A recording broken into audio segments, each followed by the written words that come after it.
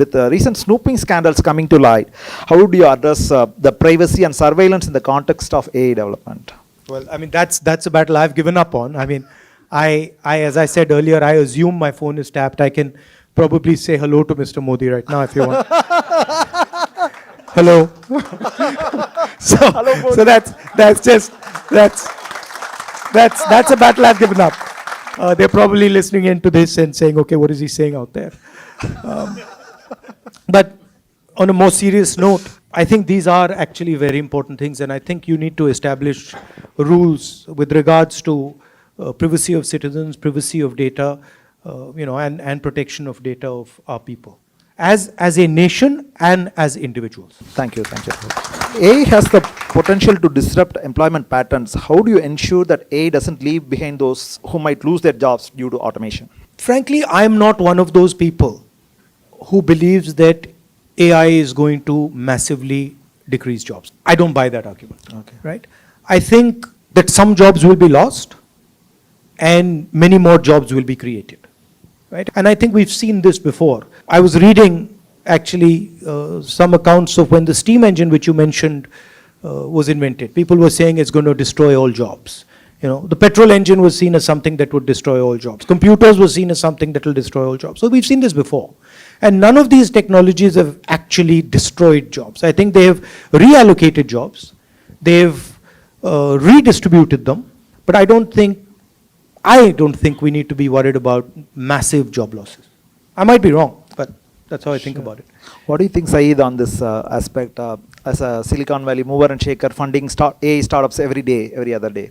I believe I agree with the comments said, but I don't think this AI is as new as everybody says. Like someone said on the panel, the chatbot has been here for 30 years. I think this is a little smarter chatbot. And I think it will improve productivity. I think it will improve, like let's say if you have a team of 10 people to do a startup, you could accomplish more with the 10 people. In the realm of AI ethics, how do you balance the need for innovation with the responsibility to prevent biases and discrimination? What do you think, Rahul? Human beings don't have a very good record of being ethical.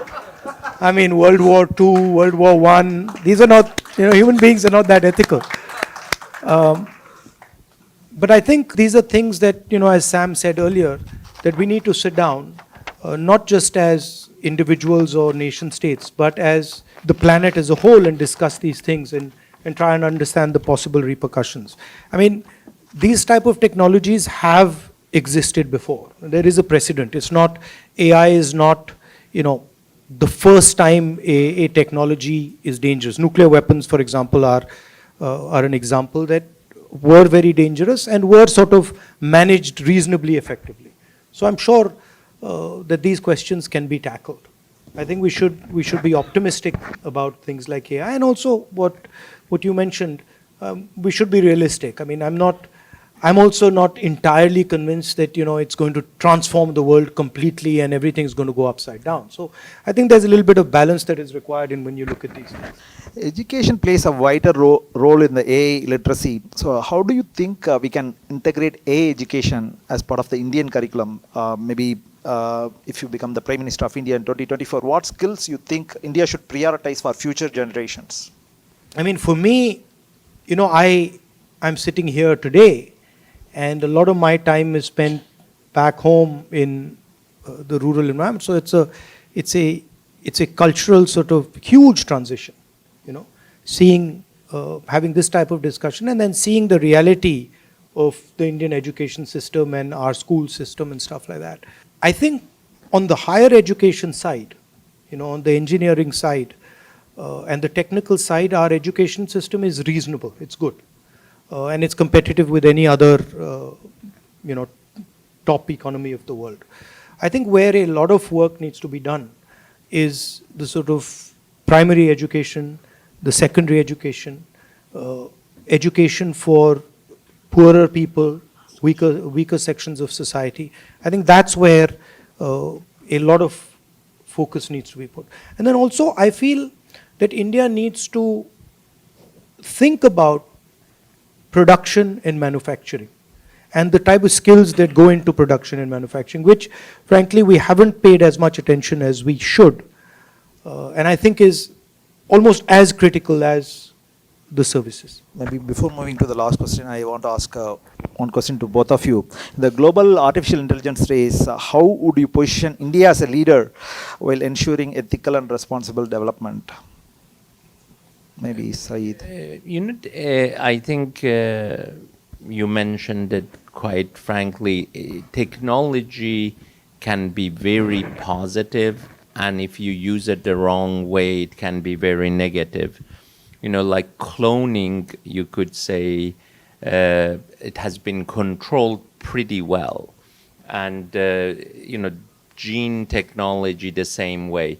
So I really feel we would have enough discipline just to control the negative part of it and focus on the positive. That's all I can add. I think on the India and AI question, I think India and China have the largest data set on the planet. And I think any AI system is going to operate on that data. We have a huge resource. We have to understand what that resource is, and we have to make sure that we benefit from that resource. It's also very easy to dissipate that resource. So we have to think carefully about data, how we are going to utilize that data, who that data belongs to in terms of individuals, state, etc. So we have to do a lot of thinking along those lines. We need to make sure that we understand the repercussions of misusing or incorrect use of that data. Today, I don't think India as a country has quite understood the wealth of its own data. We don't really understand it, right? And I worry that we will take decisions with regards to our data that will then become problems later, right? We want to make sure that India understands that this is actually the nation's wealth, the people's wealth, and it needs to be treated with care and with vision. At the same time, you can have, I'll use the Saudi Arabia example again. You can have oil, all the oil in the world, but if you don't have the internal combustion engine, it's meaningless, right? So it's not good enough just to have the data. You also need to be able to process the data. You also need to be in the game when it comes to AI and things like that allow you to monetize, allow you to use the data. So we need to have a strategy on both those things. Data is the new oil. So I think, so the last but not least, the very important one, the saying hello to Modi part. So the Pegasus snooping saga. Hi Modi. The Pegasus snooping saga. You're laughing, but it's true. Huh? I mean, I'm not joking. So you had Pegasus on your phone. Pegasus snooping saga allegedly involving the BJP government. What are your thoughts about it? Certainly, when such invasive surveillance tactics undermine the democratic fabric of any nation, so what measures should be taken to protect the privacy of Indian citizens, or any country should take? I think once